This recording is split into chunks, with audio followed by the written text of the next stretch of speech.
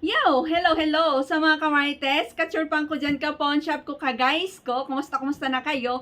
Ako ulit ito, Beta Glassy, at kung bago ka pa lang dito sa aking channel na to at hindi ka pa nakasubscribe, mag-subscribe ka na po kasi libre lang yan. At pakalimbang yung bell na yan sa baba para lagi kang manonotify kung may mga isi-share ako na gaya ng aking isi-share ngayon. Ayan, sa mga solid viewers ko, Q&A muna tayo, okay? Ito yung mga shinare nyo, yung mga suggestion nyo, and yung mga experience nyo about sa mga Sanla update nyo, okay? So, you know the drill. Shoutout ko kayo and i-flex ko dito yung mga comments nyo, okay?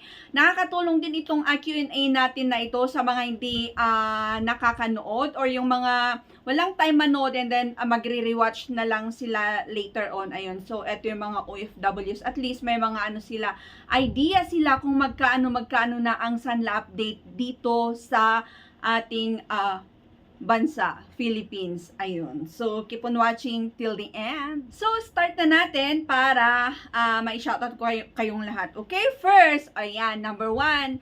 Hi, Sisi and Nikki, CN. Ayun. So, salamat po sa update. Thank you for non-stop supporting me. Lagi siyang nandyan. Pag may mga sarili akong video na vlog na sinishare. Ayun. So, pagpasensya nyo na kasi talagang recently puro about celebrities ang aking ina-upload dito. Okay? Ayun. So, next is galing kay Denmark Buenaventura. Ayan. Shout out to you, Sir Ma'am. Ayan, sabi niya, eto ay yung comment nila sa aking recently na i-share na sa update kay Cebuana Pawn Shop. OMG, ang taas na ng 21 carats sa Cebuana. Sobrang laki na ng kinita ko. My goodness! 390 grams mahigit ang mga 21 carats collection ko. OMG! Saan ang bahay mo, Sir Ma'am? Saan ang location mo? 390 grams daw ang naipon niyang collection ng 21 carats. Mapapasana all ka na lang. Ayan. So, sila yung mga nag-invest many years na. Okay? Salamat po sa update, Ma'am Beth. Ang laki na pala ng tinubo ng mga collections ko na 21 carats. Yes po, congrats. Kasi ang taas na po. At yung last nga na i-share ko na sa update kay Cebuana is nag-update na sila, tumaas na. Ayan. So, ito talaga yung mahilig mag-invest ng mga jewelries many years ago. Ayun. So, congrats naman po, Sir Ma'am Denmark Buenaventura. Next is galing kay Queenie. Shout out to you, Sir Ma'am. Sabi niya, madaya pala si Cebuana. Ayun, so ano pong experience nyo, Ma'am Queenie, about kay Cebuana Pawn Shop? Pa-comment down below ulit. Kasi I think eto yata yung nasa topic natin sa last na Sanla update natin about sa yung pinipilas nila yata, ano, yung kung saan nila sinulat yung details ng alahas mo. Ano, I think ito yung ibig niyang sabihin. Pero, pa-comment down below again kung ano yung experience nyo, bakit sila madaya, okay? Next is galing kay Jimmy Salvador. Shout out to you, sir. Wow, taas! Sayang yung mga hindi ko na tinubos, sing-sing ko 21 carats na 7.5 grams.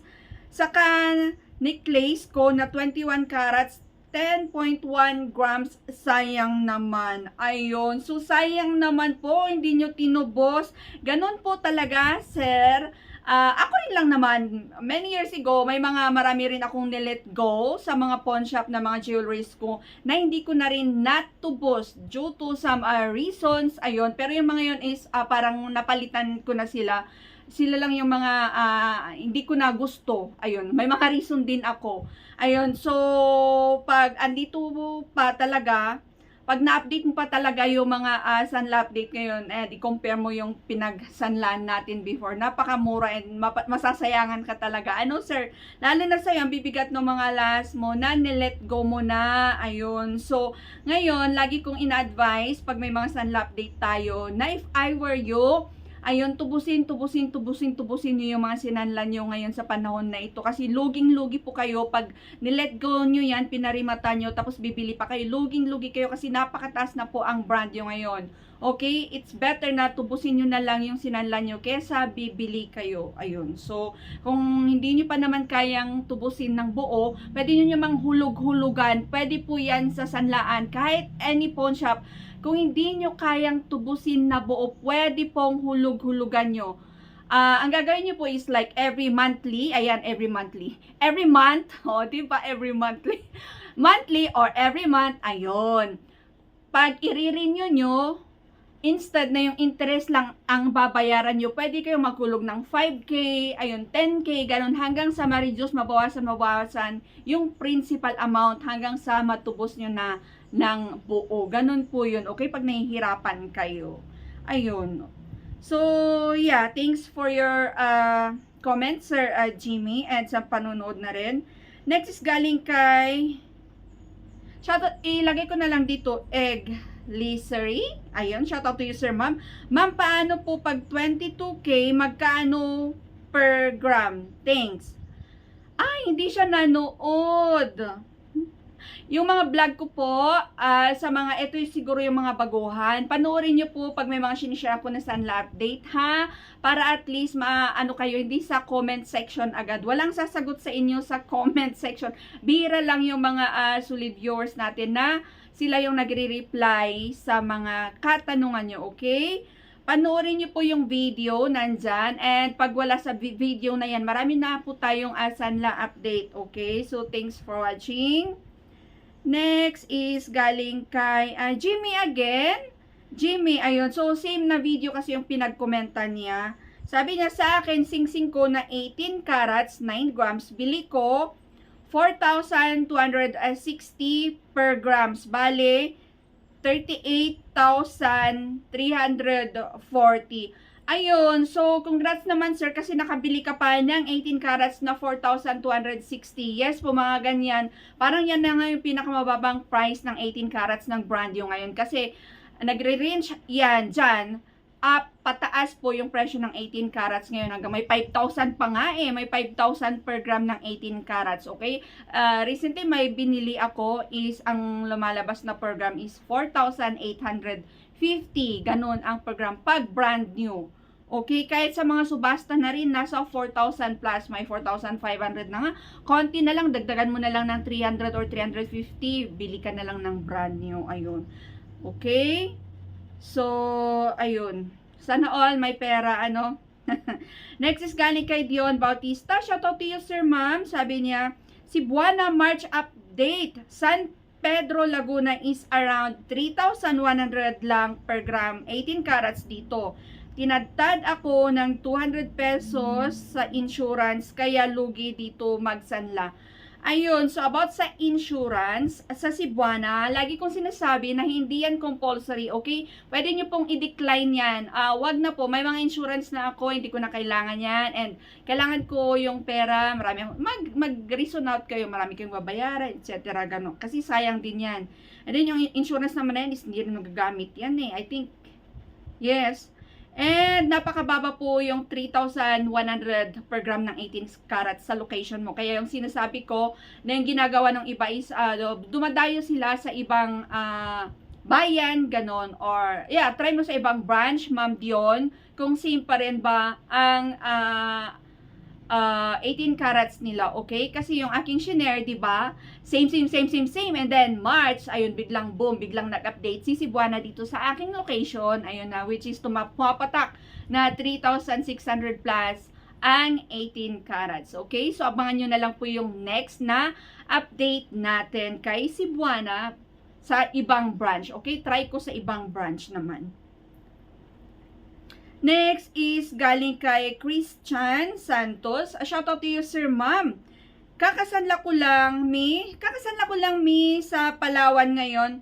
3,862 per gram, tanggap ng 18 carats, super taas na. Yes, thanks for sharing at congrats naman po. Yes, marami na rin mga nagko-comment, nag-share ng kanilang Sanla update na ganyan yung appraisal rate sa kanilang location. Pumapatak na 3,800. Dito sa aking location kasi is nasa 3,500 to 3,600 pa ang 18 carats. Kaya mag-wait tayo ng about 3 months, ganon. Kasi hindi pa sila nag-update ngayon eh. Yes, hindi pa sila nag-update. Same pa rin na nagre-range ng 3,500 yung 18 carats nila sa Palawan Pawn Shop dito sa aking location. Pero mostly is nababasa ko talaga dyan na 3,800 yung 18 carats nila ko.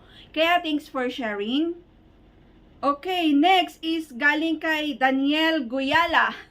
Dito ako natatawa. Sir Daniel Guyala, sana nanonood ka po, and chinek ko ito, first time niya mag-comment and first time niya yata manood.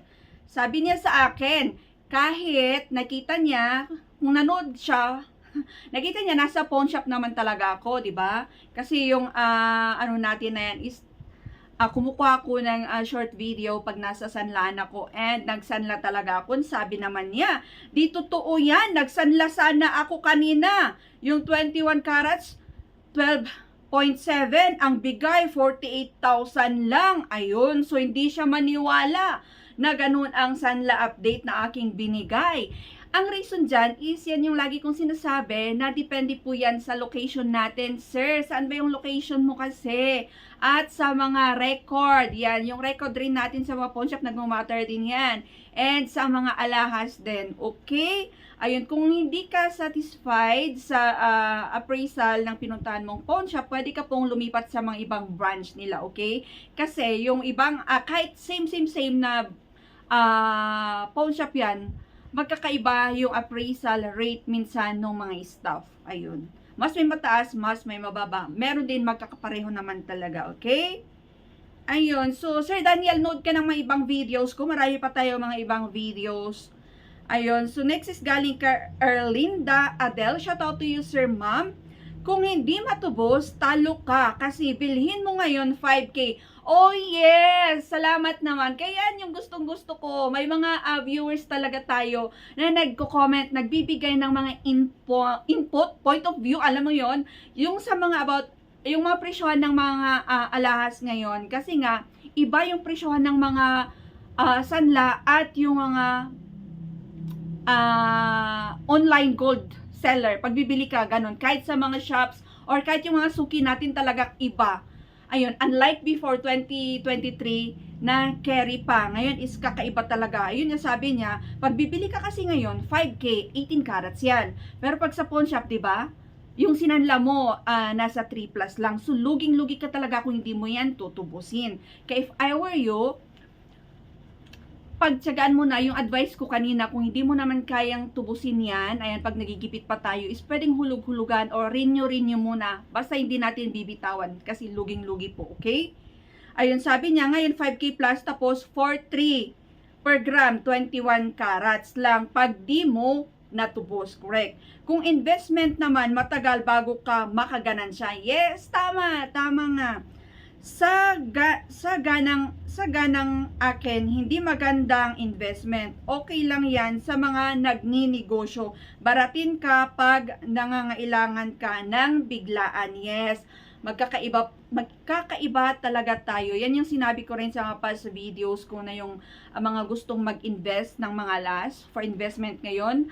Parang marami pang taon yung hihintayin nila para makuha nila yung yung kapital nung pinabili nila sa mga alahas nila. Unlike before na ang bilis lang, parang bibilin mo lang ngayon and then next month is magtataas na agad. And then yung pricing noon is parang steady. Ngayon kasi is yung mga pricing sa gold market is sobrang ganyan. Pataas siya. Pataas siya, talagang literal na gold ang presyo ng gold ngayon. Ayun, tama ba? Ayun. So, thanks for sharing.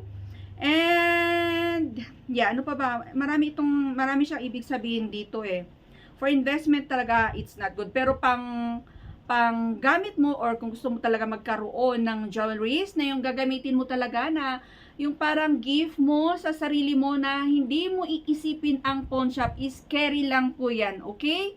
Kasi yan yung isa pang advice ko na pagbibili kayo ng mga last, wag pawn shop ang iisipin nyo or iniisip nyo. Bibili kayo to pamper yourself, to reward yourself, ganun po yun. And pagbibili kayo kasi is yung may extra talaga kayo na money. Hindi yung walang-wala kayo and then mamaya is iisipin nyo, isasanlan nyo agad-agad yung binili nyo na alas na yan. Kaya lugi kayo. Hindi nyo pa na i-bleng-bleng, hindi nyo pa na irampa-rampa, hindi nyo pa nagasgasan, napunta na agad sa pawn shop. Yung mga ganun. Kaya pag may extra ka talaga, tsaka ka na bumili ng jewelries, especially now, okay? Kaysa naman, yung iba talaga, ang mindset nila is pag bibili sila ng mga alahas, is kikita sila pag dadalhin nila sa pawn shop. Ganon yung iba. Nahihirapan ako mag-explain. Gusto ko silang, bakit ganon? Ba't iniisip nyo na pag bibili kayo ng brand new, binili nyo ng 4.8 ang per gram, tapos dadalhin nyo sa pawn shop is, ang iniisip nyo, tutubo kayo ng 1,000. It's like, iniisip nyo is 5,800 ang per gram sa pawn shop. OMG, yung mindset na yan. And then, daming comments yan, ganon, and daming complain, hindi maganda investment, binili ko ng ganito, tapos sa pawn shop, ganito lang. Ganon, ang pawn shop po is, pawn shop nga, pawn shop, sanlaan lang sila, okay? Hindi sila bumibili, they are not buying. Paano kikita yung mga pawn shop? Paano yung pasahod nila sa mga staff nila kung binili mo ng 4.8 tapos ipo-pawn shop mo is 5,800 for example, ganun. Paano na? Adi yung mga pinagbibilhan nating yung mga nagbebenta ng mga last day, ba't pa sila nagpupuyat na mamaos na sa pag-online selling para lang mabenta yung mga jewelries nila kung ganun ang presyohan sa mga pawn shop, di ba? Didalhin na lang nila sa pawn shop at doon na lang nila ibagsak lahat. O, di ba? Kikita ba sila? Well, basta, ang dami kong nabasa dyan. Minsan, di ko na lang sila na-shoutout kasi nahirapan ako mag-explain. Sure! Ayun, so, that's it for today's Q&A. Abangan nyo na lang po yung next kasi marami ito. So, may mga part 2 and part 3, I think. Ayun, so, thanks for watching and you know the drill. Bye-bye and God bless.